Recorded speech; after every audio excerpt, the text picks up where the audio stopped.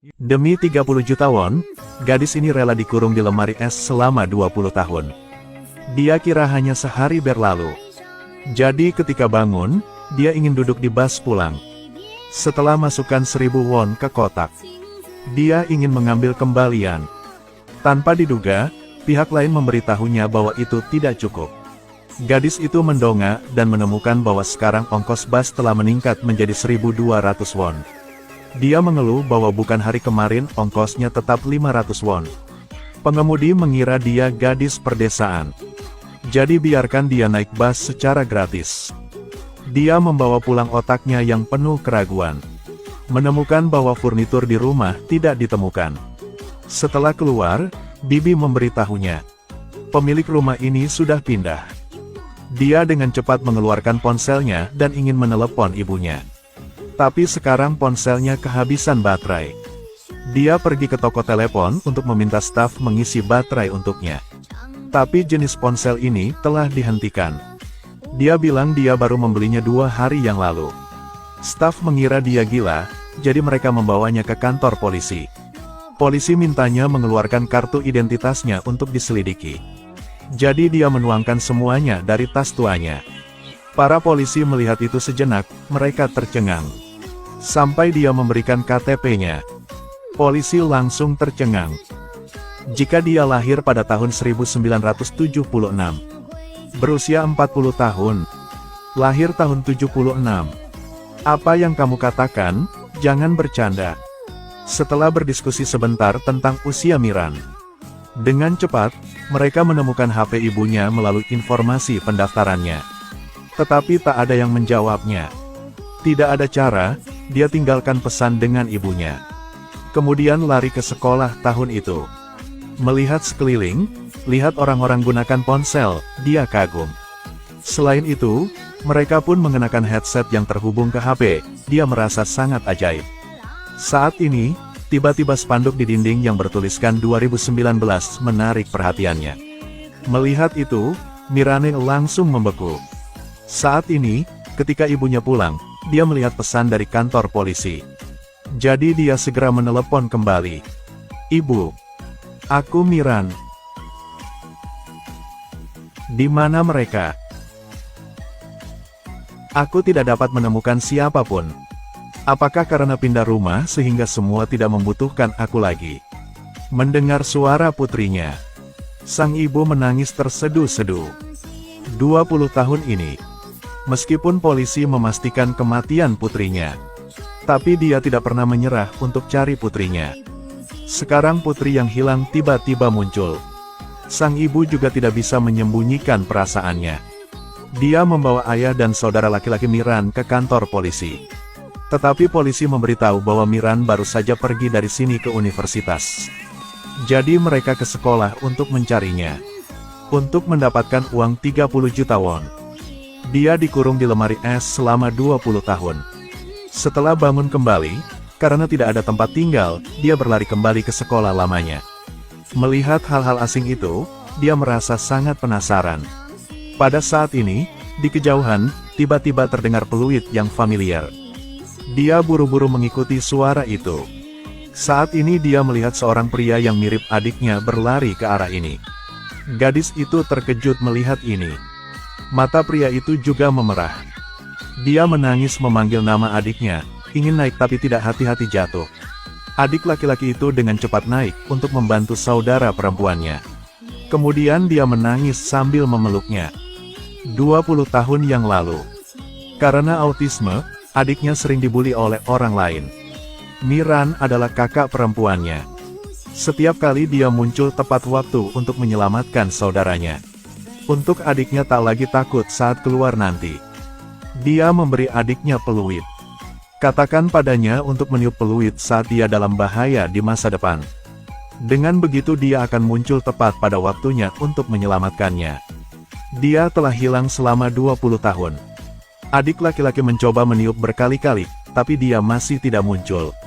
Sekarang dia akhirnya coba lagi, berhasil temui kakak perempuannya lagi. Dia menggendong kakaknya seperti kakaknya pernah menggendongnya tahun itu. Kemudian dengan senang hati membawanya kembali ke rumah yang baru saja mereka beli. Miran dengan penasaran bertanya rumah baru ini dari mana. Ayah memberitahunya ini semua tabungan yang ditinggalkannya tahun itu. Ternyata 20 tahun yang lalu Miran baru saja tiba di lab. Dokter mengirim 30 juta ke rumah Miran. Berkat itu, adik laki-lakinya sembuh dari autisme.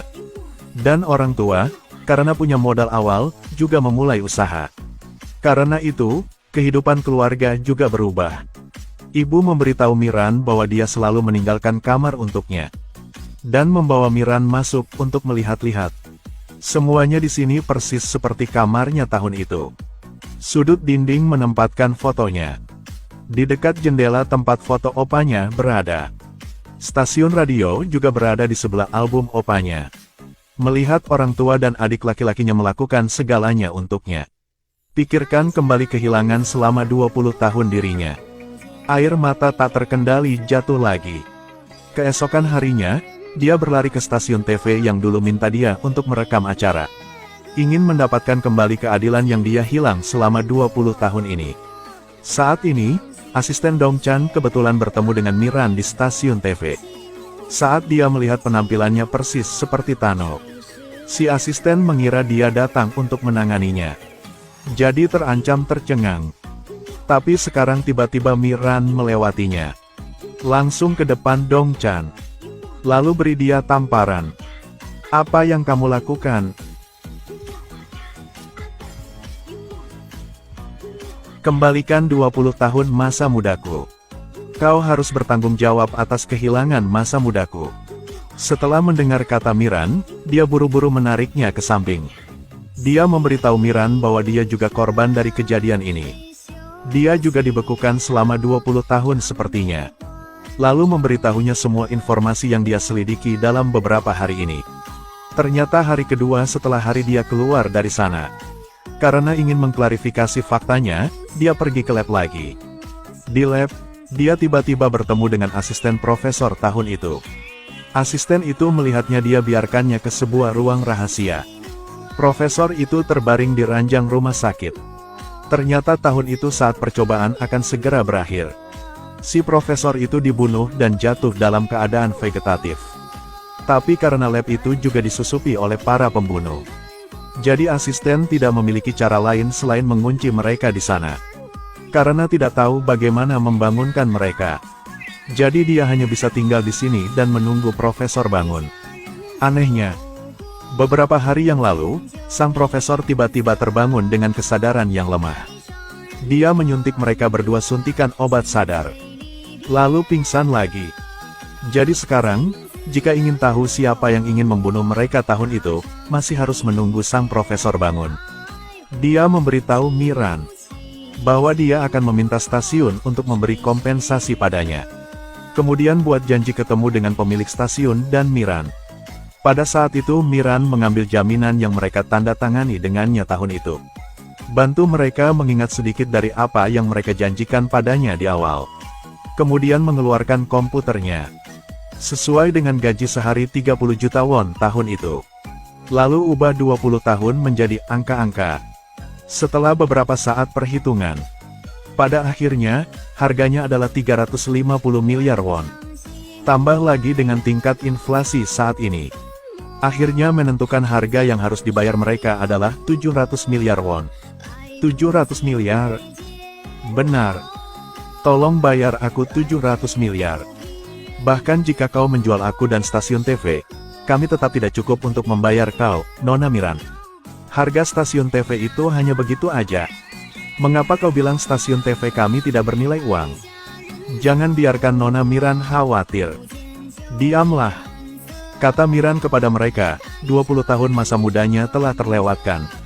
Jika mereka tidak dapat memberikan kompensasi kepadanya dengan harga ini, dia akan menuntutnya, masukkan mereka ke penjara. Untuk meyakinkan Miran, si bos harus menyetujuinya untuk sementara waktu. Setelah Miran menyelesaikannya, dia kembali ke sekolah. Karena dia tinggal 1 tahun lagi, baru saja lulus. Jadi dia ingin menyelesaikan studinya dulu. Tapi hari pertama dia masuk kelas, profesor di sekolah melihatnya tiba-tiba kakinya lemas. Kemudian jatuh kembali ke podium.